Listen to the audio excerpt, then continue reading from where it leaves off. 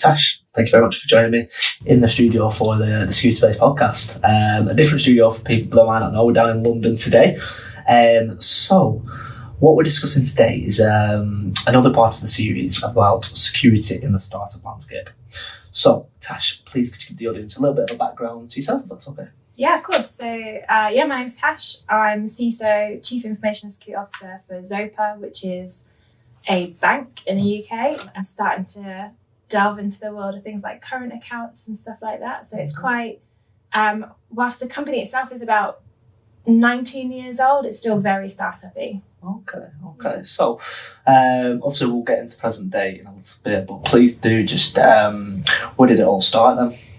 So I am probably nowadays, luckily, one of the only people you'll chat to who actually studied like an information security degree. A side note, I guess, I love that that's not really a thing anymore, like having to go to university to get these gigs.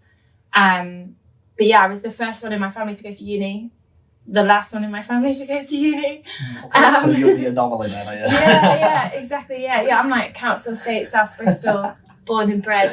Yeah. But yeah, I went and studied at university. I didn't for a while. I worked for a bit, and then eventually was like, actually, I think I'd quite like to go to university and see what it's like. So I went about 4 years later than normal. And then studied like a forensic computing and software engineering style degree. Yep. I was very much like, I think I should go to uni. I don't know what I want to study, and I really like NCIS. Yep. And stuff like that. And I felt like tech was where I was going to get a job. And the goal for me was, at the time, you'll find it funny, but my goal was like 50k by 50. That's what I want to earn. And so tech is where I'm going to do it. Yeah. And then I thought, but it has to be something I enjoy. So I thought I'll work in the cyber aspect. So did that, did my graduate scheme at Capital One. So an American bank, but UK credit card. I started in their tech team in architecture, moved into cyber, and then went from Capital One to Phobox to Moonpig, and now Zopa. Okay, so a couple moves in there to basically get to where you are in present day. So, just give us a little bit of a synopsis of what your current role is then at Zopa Bank. So, as CISO, I look after what we call our first line function for information security. So I have security operations, so a security incident response and operations team. I've got a security engineering function. I've got an application security team, an identity and access management team, and then I've got third-party security assurance as well. A bit of a mix. We effectively cover like all aspects of cyber, but then we have, because we're in banking, we have something called a second line function, where there is one person, two people that sit there who have a tech and security background, and their job ultimately is to make sure that my team are doing all of the right things. But we have, as first line, like a huge amount of autonomy and ownership over the security strategy for Zopa. Nice. So I'm just going to bring it back then. I'm going to bring it back to pretty much how you got the skills to be in the role that you are today then. So obviously you mentioned that you've had a couple of moves, but you are very much of the technical sort of career tree coming through then. Do you think coming from a technical background has served you well to now being a CISO in a startup space then? That's a great question. I constantly feel like I definitely don't have all of the skills that I need, or one. But yeah, I think so. I think in a startup world, like we talked about this before it started, right? When you're in a small team, you have to all be hands-on. Yep. Like there is no ability sometimes to be able to take that step back and to kind of think just about strategy and just about the long-term plan. You've got to be able to be hands-on as well. Yep. And so having a technical background helps. Yep. In the startup space. I do think there is an element of being able to call, I forgot to ask if I can swear. Yeah, I can, yeah. that having a technical ability to call bullshit sometimes is really helpful. Yep. I'm not saying that my team ever do that, but I think there are times when you're working with other functions where people like aren't always as clear about what they're doing, and so the technical capability is really important. So yeah, for me, it's been really helpful. I think it's helped accelerate my career. It's helped me feel more confident. Yep. But I definitely don't feel like I have all of the skills I want to have. Okay. So, yeah, elaborate on that then. What, in terms of some bits, do you think that you've still got to learn? And because surely this environment that you're in now, it could be a little bit like, it isn't a startup environment. It can be a bit sink or swim. You kind of got to learn on the job at times, as with everybody who's in the same boat as you. When you're in a startup, you're all kind of there together. So how do you sort of battle through that day-to-day sink or swim, we're all in this together? I think I always have like low-key anxiety, right? Okay. But like not in a bad way. Yeah. I think I just like that's how I operate. Like I think in You use it as a InfoSec, driver. yeah. I think if like everyone is super chill all the time, although granted, like my boss literally today in my performance review was like, I feel like you should be more chill. Yep. I do feel like as CISOs, like if we weren't like low-key a tiny bit anxious at all times, people would be like, do you really know what's happening in your world? Yeah. And I think I thrive on that. That like helps me to feel, I guess, like I'm ready to go. I talked about playing sports earlier. When you're playing sports, you're in a match, you're constantly like ready to move, because if you're already in movement, it's faster for you to react. Yeah. I feel like that low-key anxiety means I'm faster to react. Yeah. It's being on the edge, isn't it? Being prepared. It's an element of preparedness. It's not, and I think it's different to stress, right? I think it's just like I'm aware of all the things that are happening, and I know what my kind of baseline for anxiety or stress is, and I know that I'm happily in my comfort zone. Yep. I think in the security world, you do have to be ready for all of the things that are happening. Yeah. You do have to kind of sit in that anxiety a little bit. Yep. But yeah, I don't know. I think it's, for me, that's the right way to operate. Yep. But I can see why it's not for everyone. Well, obviously, in my role and speaking to sort of people every day, there is a general characteristic of people working in security. Now, obviously, furthermore, I just this year I'll be solely specialising in speaking to incident response people, and I've already sort of found out that none of them sort of trust people. They're all sort of like, they're all they love the chaos. So there's certain characteristics of incident response, but security is a wider note that you've got to be a little bit anxious. You've got to be sort of ready to adapt, ready to jump on a call with a client who's had a breach or whatever at a moment's notice. So that anxiety, I get what you're saying. I do get what you're saying. I think you do have to balance it. Like equally, I don't want to make anyone else stressed. Yep. I feel like if I was in work and I was really stressed, then other people would get more stressed because they would be like, God, why is Tash anxious? Yeah. Should I be anxious? Like if my boss saw me like that, he'd freak out. Yeah. But at the same time, I think there is a piece around, if I also was just mega chill all the time, I think people would wonder if I was really on it. Yeah. Like, does she really know what's happening? And the reality is there is always stuff happening. Yeah. I guess it's a bit of a weird example. I don't want people to feel like the whole role is always really anxiety-inducing. It's not. But it's not like you talk to incident response people all the time, right? You see a lot of stuff, you come across a lot of different things, and you know that you are forever like only a few unlucky things that happen away from being in the news at any one time. And that certainly plays on your mind. Yes, yeah, no, very well put. So I just want to take you back to your time, I'll say a Capital One then. So remind me and the audience of your role again at Capital One. Yeah, so I started on their technology kind of graduate program, and I was in solutions architecture. At the time, my role was focused around how we would take some of our on-premise data center to the cloud. And we were very much, it was so early days, they were still deciding if it was going to be AWS or IBM's public cloud offering, which is not really a thing now. They went with AWS, luckily. Yes. So that's how I started. And then I got to leave the grad scheme a little bit early. After about a year, I moved into information security.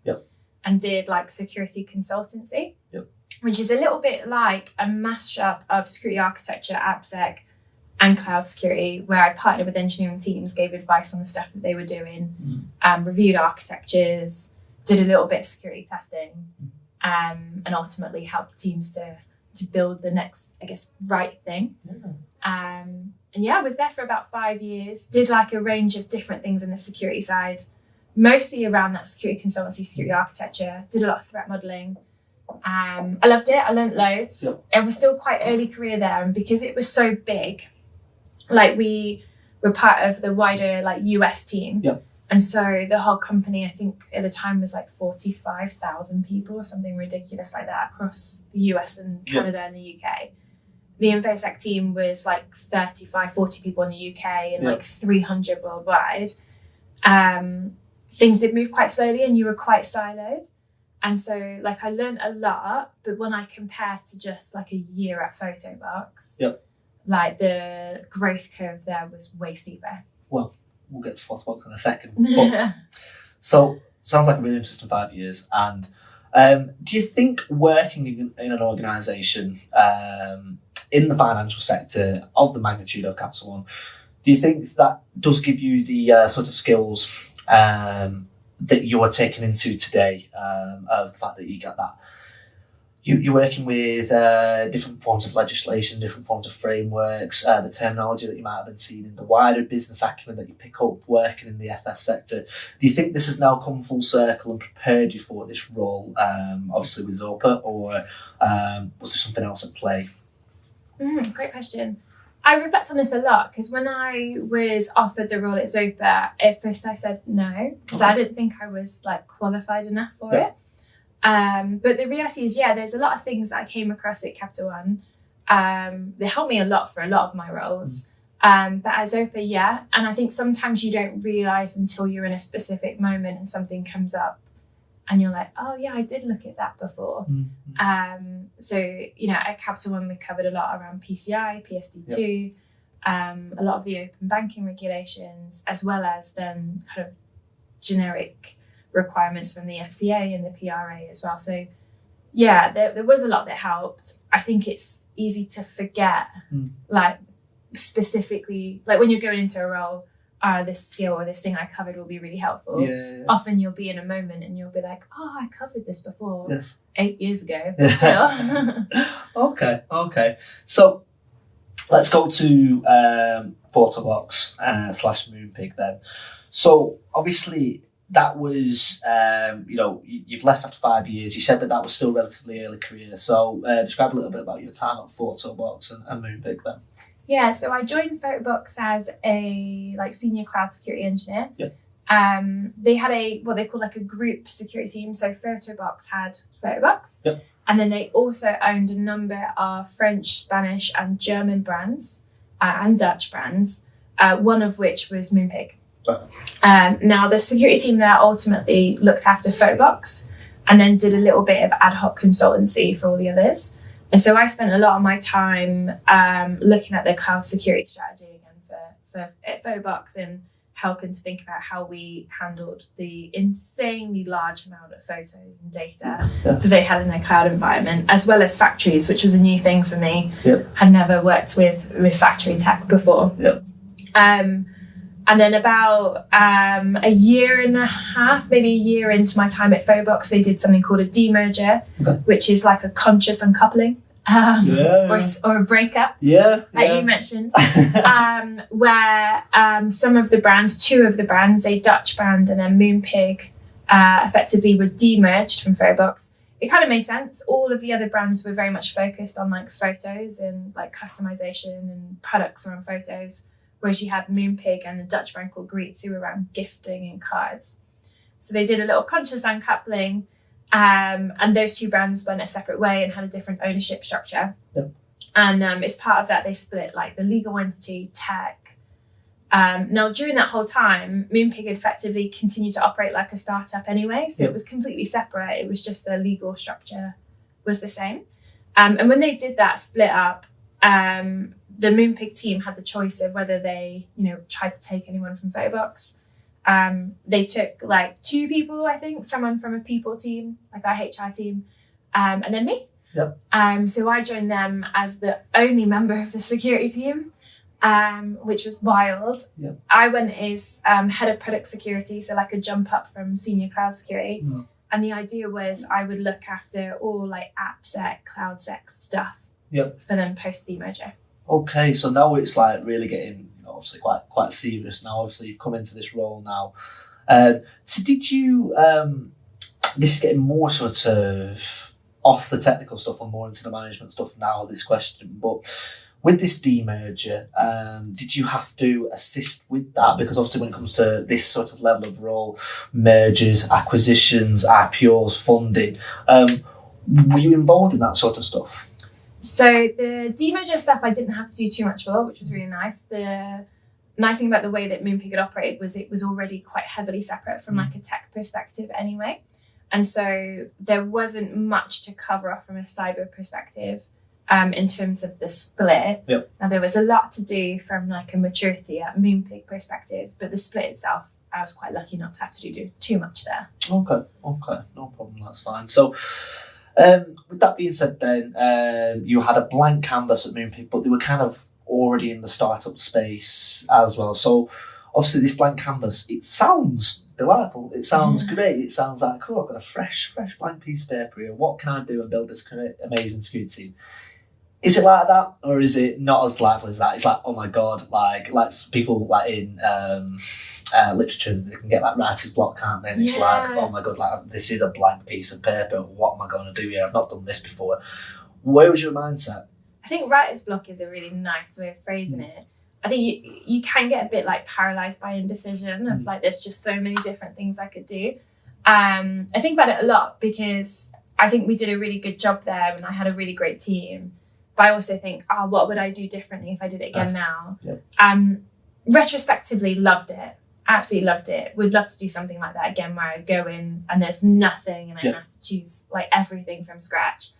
And I still think about the fact that I got to pick and choose my whole team. Yep. I thought that was absolutely brilliant. That being said, I've come into Zopa where the team are established and I really like all of them. And I didn't expect to like all of them because you go in somewhere and you think I didn't get to choose any of them. Yeah. But actually, someone else has built something. It's like it's not mine. Absolutely. Especially if you've had a chance to build something, it's yours. Yeah, and having done that, yeah, exactly. But actually, they are all incredibly talented.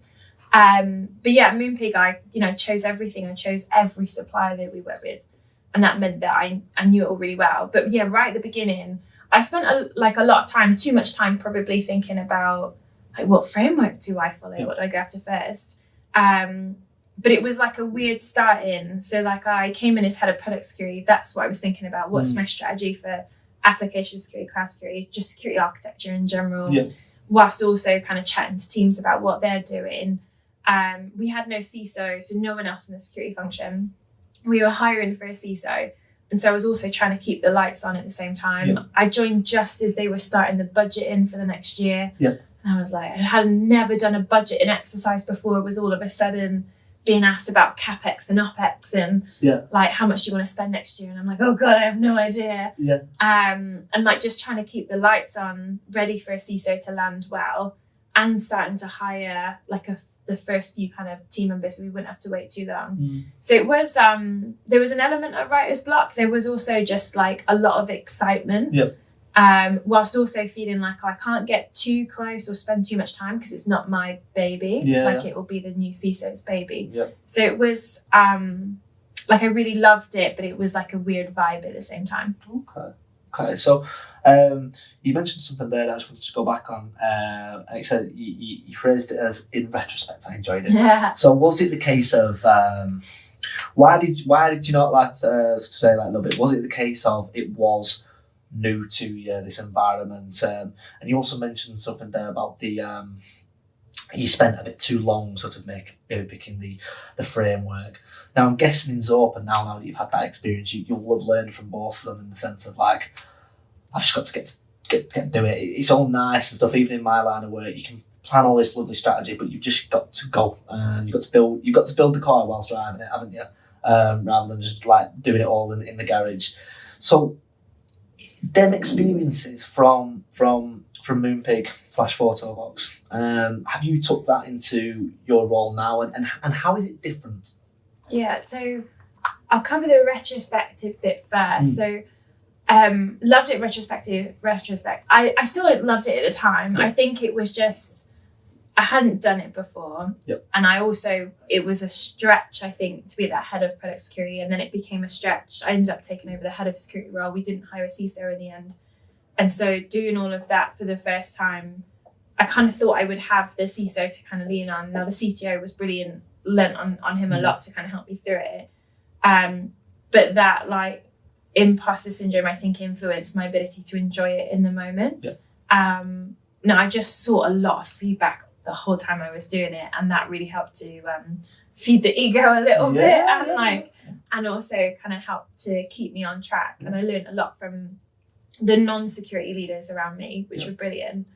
In terms of then like how I took that to Zopa, when I came in and I had to do the security strategy for Zopa, it was a lot easier for me to think about what I wanted to do and to balance doing that alongside delivering stuff. I had a coach once who taught me through, it's a bit of a weird analogy, but this like concept of blue and green time, and about how your blue time is like your operational, like you're just your day-to-day just doing stuff time, and your green time is like green fields, like strategic thinking, like how am I gonna like raise the bar, or like what's my strategy, and how you should make sure you've got a good balance.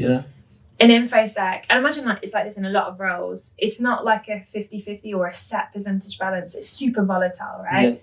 Because you might have incidents or stuff happening which really like shifts the bar, and like if you're like super blue space, so like you're doing stuff space, or the green space. And I think some CISOs come in and they just sit in that kind of green space. You talked earlier about is being a technical CISO really helpful.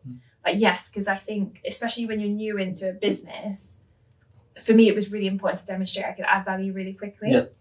Like you want to maintain credibility, but it was also my first CISO gig in a bank. And so having credibility, so adding value really quickly was really important. And so I'd learned from a time at Moonpig of like, let's not go in too slow. Like and I had the benefit of Moonpig of they were taking a chance on me. They gave me a lot of space and time. That was happening at Zopa, but I was also really keen to establish myself. So I tried to kind of keep that in my mind of how am I balancing strategic thinking and spending too long on frameworks versus just getting stuff done. And equally, you know, you pick a framework, you apply it. If it's not working for you, just modify it rather than spend too long like philosophizing about the right approach. Absolutely. That's put really well. So just want to move it along then a little bit in terms of being a CISO in a startup space generically. What's the appeal? I think it's the ability to just do lots of everything. Just do stuff, Dynamic, just do it. Exactly. Just do it.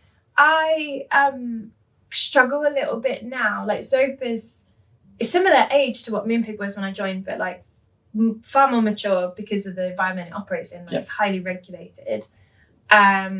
At Moonpig, like there was just 6 of us, including me. Like you had to be hands-on and do stuff. And I think the benefit for me, and I mean, a lot of startups should just be the only one. And like right at the beginning, I was the only one.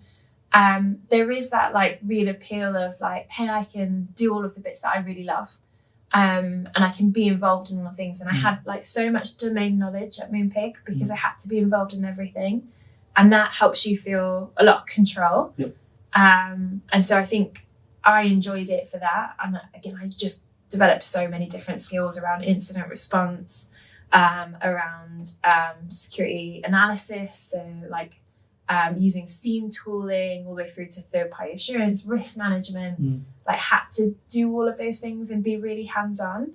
The detriment though meant that my skills around like strategic thinking took a lot longer to develop, I think, than they would have had I kind of stayed in bigger organizations.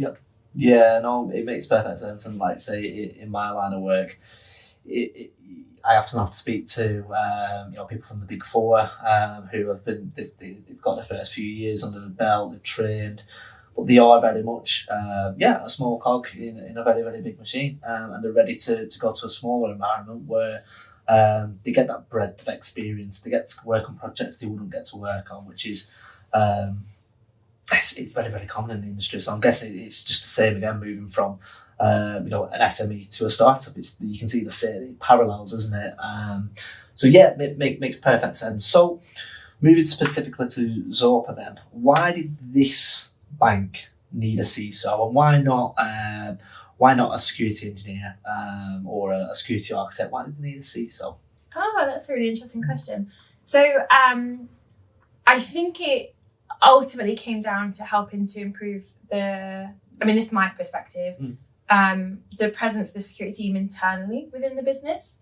So they had an established information security team, which was great, a good amount of people, and they were really effective, good mix of skill set there. But their level of impact within the business was quite limited. Yeah. And I think that they drove all of the right actions, but struggled, I think, with influence across the business.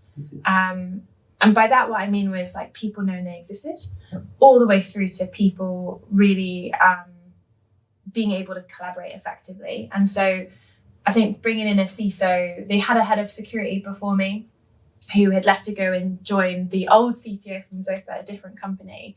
And so I think they saw it as an opportunity to bring someone in who could, I guess, sit with other leaders around the business and help to like advocate for and evangelize that security capability and importance. Okay. Yeah. So, with that being said, then,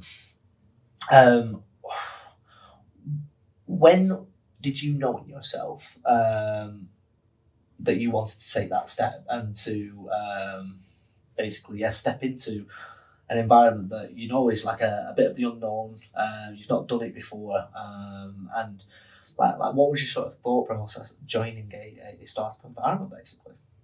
So for Moonpig, like moving across from Phobox was it just felt like a neat opportunity. Yep. And the CTO had to convince me a little bit.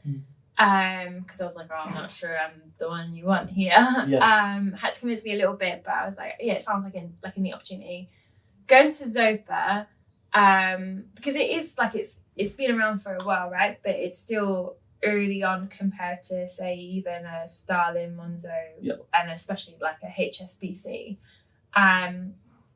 But it's still established like a huge product set, like fairly well known within its like especially within the lending space. But early on in other areas, when they like approached about CISO, I said no the first time because like in my head I was like CISO is the goal, was the job title that I was chasing for, but very much felt like I needed to do more at like a regulated space or more in a bigger company before I could take on the role. And I had this view in my head of I need to be already operating at a certain level and have certain experience set before I could take it. In hindsight, and I mean I'm only 7 months in, whilst I hadn't done a role at that level in banking before, like my time at Capital One compared to now, like realistically I was a baby engineer.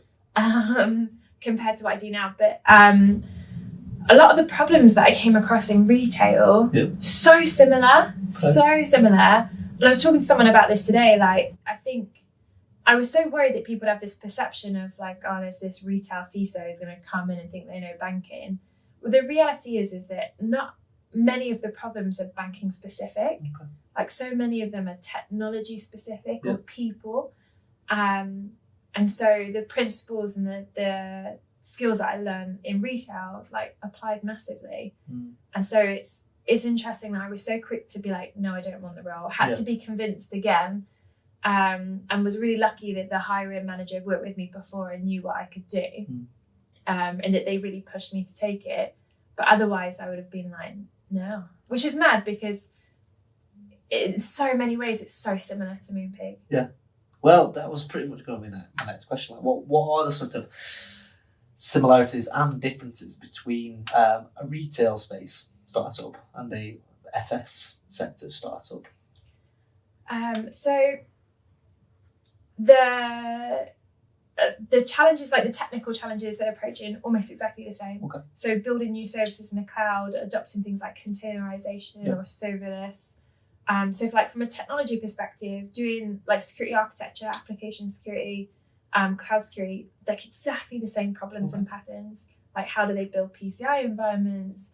How do they think about like zero trust environments or like microservice based architecture? Exactly the same. You can almost abstract entirely from the industry it's in and be able to be effective. So a lot of that was exactly the same. The governance process, super different. The Moonpig kind of startup world, brilliant for learning on the fly because it was a like think about what you want to build it, release it. Yeah. And so our deployments per day, like super high number of deployments per day, super like high level of agility and autonomy. At Zopa, you still have that, but then there's a governance process wrapped around it, and that was really different. It took me a while to get my head around. The brand awareness for Moonpig was super high because in retail, a huge amount of budget goes on marketing. Yeah. And so with that drove a very different threat actor than we see at banking.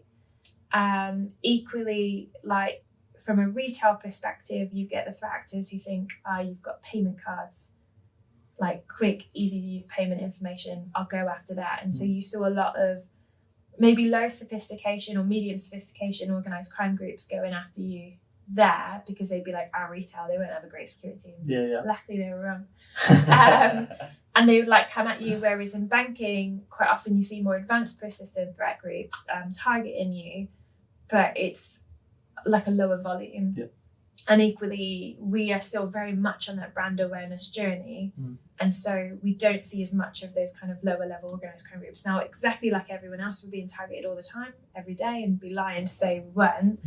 And I'm really lucky to have a really strong security operations team who manage and protect our defences there. But even the threat actors that go after us are so different. And that in itself is a learning curve between the two. Yeah, no, that was really, really well answered. That was really interesting points. And it pretty much brings me to one of my final questions more than anything is, obviously you're very, very passionate about the space, very, very passionate about the role in the company. But how do you find actually attracting people for your teams then in terms of, does everyone have the same mindset to come into this startup? Because like you mentioned at the start, there is sometimes sink or swim. It isn't always sunshine and daisies. So how do you actually attract the talent to say like, come jump in this boat with me, but I promise you we're building a ship here, but you just got to trust me for a bit. Yeah, I like that phrasing, like just jump in the boat with me. I feel very much like that's how the CTO grabbed me for Zopa. Just get in. Just trust me. I've always, as I said earlier, right, like I've always wanted to be that person who has a team where someone, like a recruiter or another company is like, oh, I want to take from Moonpig's team or I want to take from Zopa's team. Like I want to have that reputation of building great talent. So not just attracting and retaining talent, but like homegrown within a team, great talent. And often that means, and has meant in the past, like I've taken people from other areas of the business. Like I've hired people from legal teams, from engineering teams. Yeah. I've had ex like marketing team members. Like that kind of thing has been really important to me. And it's because I've gone after that, I guess, like character type of like, I just want to get stuff done and I want to learn. And so that's been a big part of it. Networking has been huge. And I think that's been more of a challenge in the last like 5 years than it was prior. But that's been really helpful for like people knowing not just of the company, but like I've wanted people to be like, I want to work with Tash or I want to work with that team. And so seeking you out from that perspective. I had people at Moonpig that work for me that take from Phobox and from Capital One. And I've got people at Zopa that have come from Moonpig. And there's quite a few Capital One people at Zopa as well. It's really strange. It is just like it's like a football manager when they move, they take the backroom staff with them, and it tends to, you don't tend to take just a manager and they come in and some will come in and work with the backroom staff for a little bit, but they tend to bring teams as opposed to that. Yes, there's politics involved and you can't always just disrupt that team and take it there, so it starts blending in. But that's a bit good because you need to have a team of disruptors, don't you? You need to have a team that will go, actually, I think we can do it a bit different, because if you just have the same team for the next 20 years, you probably will eventually hit a ceiling where you're all just, yes, we agree. And you need to diversify that team, don't you? Absolutely. And so I wouldn't have exactly the same team I had in my previous places, because you're absolutely right. Like you want to be challenged and you want people to work in a slightly different way and learn from each other. I do think it's important to build up strong networks for like helping you find your next role as much as finding the right people. And equally, like if I've worked with someone that's incredibly talented, like naturally I'm going to want to work with them again and bring them in. And like, I think they're the bit that I've loved is seeing the people that have worked with me in the past really accelerate and do well in their career. There's someone who worked for me at Moonpig who works for Vercel now, and I'm seeing them like just really accelerating their product security career journey. Yeah. And that's really exciting. I take a bit of pride in that. And I think that's a really nice way to think about it as well. It's not just I want people to come and work for me because they've heard about me. Like I want people to go into other companies and people be like, oh, they came from Tash and that was great. So I do think who you know plays a lot into these types of roles, but it's also been great going somewhere new and like meeting a whole new range of talent that I'm sure I'll try and steal when I move on to the next place. Well, my last question is, and I'm very much putting you on the spot here, is why say you've got a soapbox and you're in front of all the cybersecurity people from the UK. Why would people want to come and work for you at Zopa? What is so exciting about what you guys are building in the next few years? Oh, that's really cool. I think it's an opportunity to be a part of releasing something that has been done before in a different way, in a neat way. Like our aim is to be Britain's best bank. We're releasing current accounts this year. We're going to be building on that huge amount. Now, current account's something that's been done before. To be able to say you've worked and released a brand new current account in a new bank, I think is pretty neat. But kind of beyond that, like my team have a high level of autonomy. I'm not rigid on roles and responsibilities. Like all of my team get to do the things that they love doing, and they get to be hands-on. I have a real drive, my team, of just get shit done. Yep. And so I really try and empower them to just build stuff, learn as they go, and have that level of autonomy. So I think there's that, like you have the opportunity to work and release on something that's been done before, but in a neat and new way. But also the way that you want to build stuff. And I think that's really important nowadays. You can go to a startup and you can do that and have really low budget. Or you can come to a bank and do it and have some reasonable budget. Nice. And a good level of autonomy. Plus, like, it's just a neat culture. Everyone's super friendly. I came in as CISO thinking they've brought me in because they need someone at a high level to advocate for the security team. The reality is once everyone knew the security team was there to support, I've not had to do that. It's not super hierarchical. Everyone's really friendly. Everyone's there with the same goal, which is do the right thing for our customer. And I'm just lucky to be part of a security team where I would have a beer with all of them. Nice. They're all great fun. So yeah, people should join us just for that. Perfect. Couldn't have said it better. So keep your eyes out for Zopa Bank. Tash, thank you very much for joining me on the security space. It's been lovely to actually do this in person as well. So if anybody's got any questions or anything brought up today that Tash has brought up, then I'll be sure to put all the information down below. But once again, thank you very much for joining me. Thank you so much for having me.